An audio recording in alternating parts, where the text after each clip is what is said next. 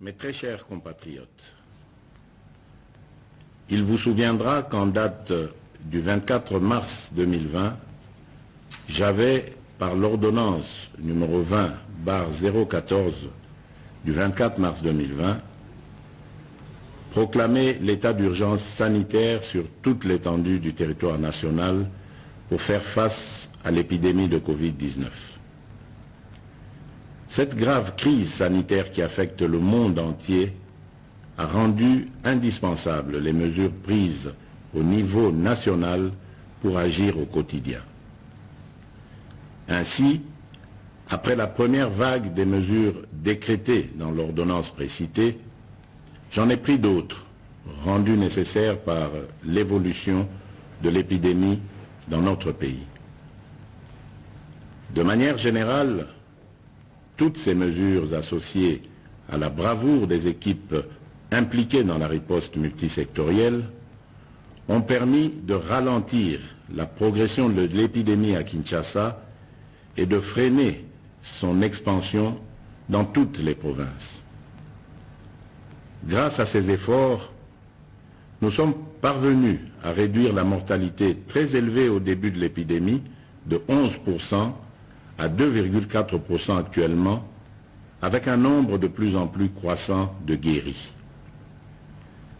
Davantage, nous notons une tendance à la baisse du nombre de nouveaux cas au cours de ce mois de juillet. Ce bilan nous place sur le plan africain à la 9e place en termes de nombre de cas et à la 12e place en termes de nombre de décès, déjouant ainsi toutes les prévisions catastrophiques qui ont été prédites pour notre pays au début de l'épidémie. Mes très chers compatriotes, cette nouvelle maladie qui a surpris toute l'humanité a causé des conséquences néfastes sur le plan sanitaire, économique et social. Aucun pays n'est épargné, même ceux qui disposent des meilleurs systèmes de santé et de protection sociale. Les mesures prises ont obligé nos enfants, nos parents,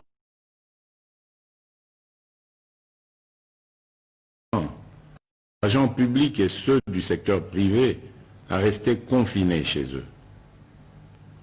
Elles ont impacté et continuent d'impacter sur le fonctionnement des institutions de la République, sur les entreprises publiques et privées, ainsi que sur les relations bi- et multilatérales. Les leçons et expériences de 4 mois de lutte nous ont appris que nous devons vivre avec peur ni stigmatisation. Nous devons ainsi adapter nos stratégies de lutte et de prévention contre ce fléau en tenant compte de cette évidence. Face à cette réalité, un consensus s'est dégagé entre le Parlement, le gouvernement et la société civile, ainsi que le secteur privé et les partenaires techniques de sortir de l'état de lutte contre la Covid-19 à travers des mesures sanitaires, administratives et de police non dérogatoires aux libertés individuelles et collectives. Mes très chers compatriotes, aujourd'hui, 21 juillet 2020, à minuit, prend fin l'état d'urgence proclamé pour faire face à l'épidémie de Covid-19 en date du 24 mars 2020 et renouvelé à 6 reprises. Les mesures irrelatives cessent d'avoir effet. Cependant, il doit être clairement entendu que la fin de l'état d'urgence ne veut pas dire la fin de l'épidémie de Covid-19 dans notre pays. Par contre, c'est l'indication pour toute notre nation de revenir progressivement à une tout en respectant les gestes barrières et d'autres mesures irrelatives. Il est donc question de faire l'équilibre entre notre santé physique, celle de notre économie et la stabilité de notre société. La fin de l'état d'urgence implique le retour progressif à la vie normale en respectant un certain nombre de préalables par rapport aux mesures sanitaires qui seront de stricte observation et à la reprise des activités en fonction des secteurs concernés et suivant les dispositifs mis en place par les autorités compétentes. Mes très chers compatriotes, ces préalables comprendront l'engagement des responsables à faire respecter les mesures spécifiques prises par le gouvernement, le renforcement de la sensibilisation et de la communication sur la maladie et sa prévention, ainsi que l'implication des différents acteurs engagés dans la lutte contre la Covid-19 à tous les niveaux. Quant aux mesures qui doivent accompagner le retour progressif à la vie normale, j'instruis ce qui suit.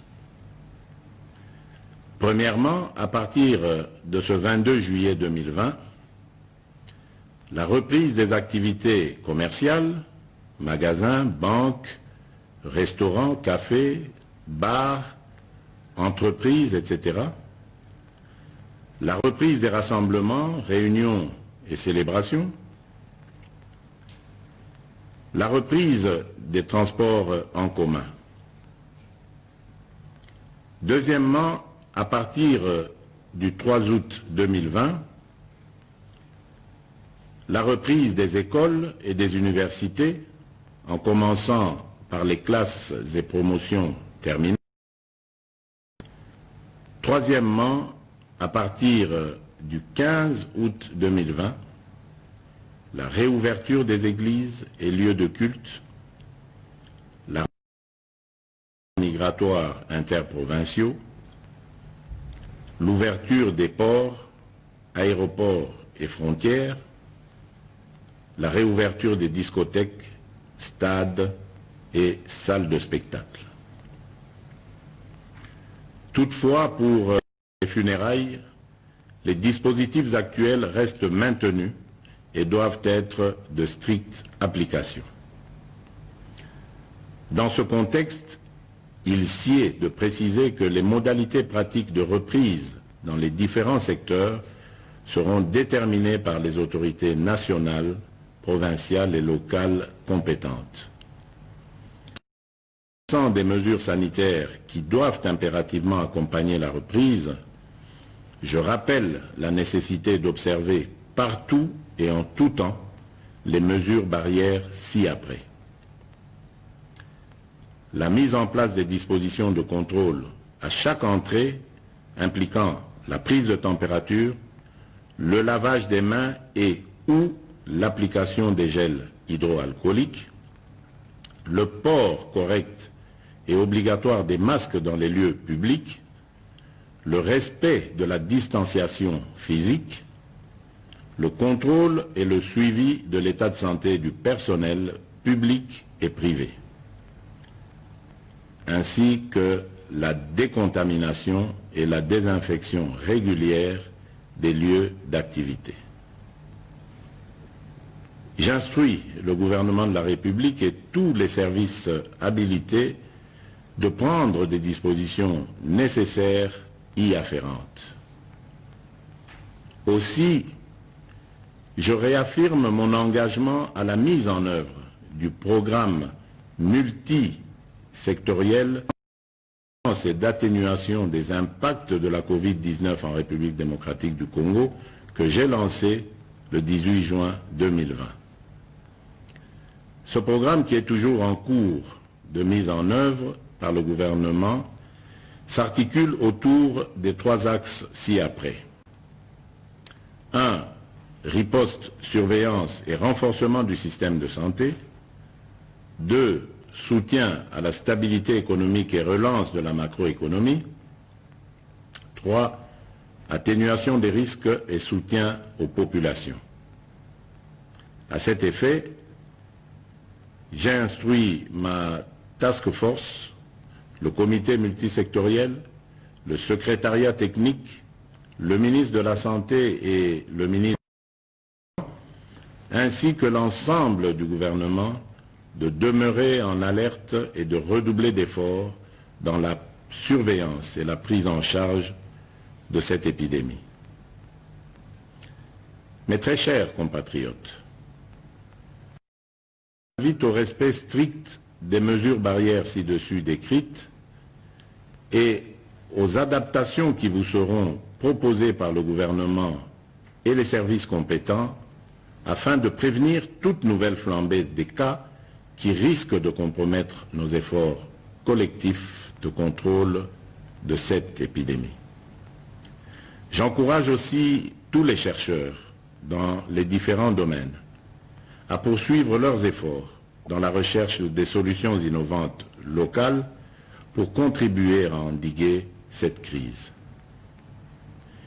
J'exprime toute ma reconnaissance et tous mes encouragements aux équipes de riposte contre la Covid-19 qui, dans des conditions difficiles, ont fait et continuent de faire preuve de bravoure et de patriotisme. Je remercie aussi tous les partenaires bi- et multilatéraux qui nous assistent dans cette guerre contre la pandémie. Mes très chers compatriotes, au moment où nous amorçons une autre étape dans cette crise, je ne peux pas oublier toutes ces familles qui ont été directement victimes de ce fléau et pour lesquelles j'exprime toute ma compassion et celle de la nation tout entière. Mes pensées vont également et spécialement au personnel soignant qui, du reste, ont payé un lourd tribut dans l'exercice de leurs fonctions. Mes très chers compatriotes, notre devenir et notre avenir dépendront de notre conscience, de notre comportement, de notre discipline, de confiance et notre foi en la grâce divine. Que Dieu bénisse la République démocratique du Congo. Je vous remercie.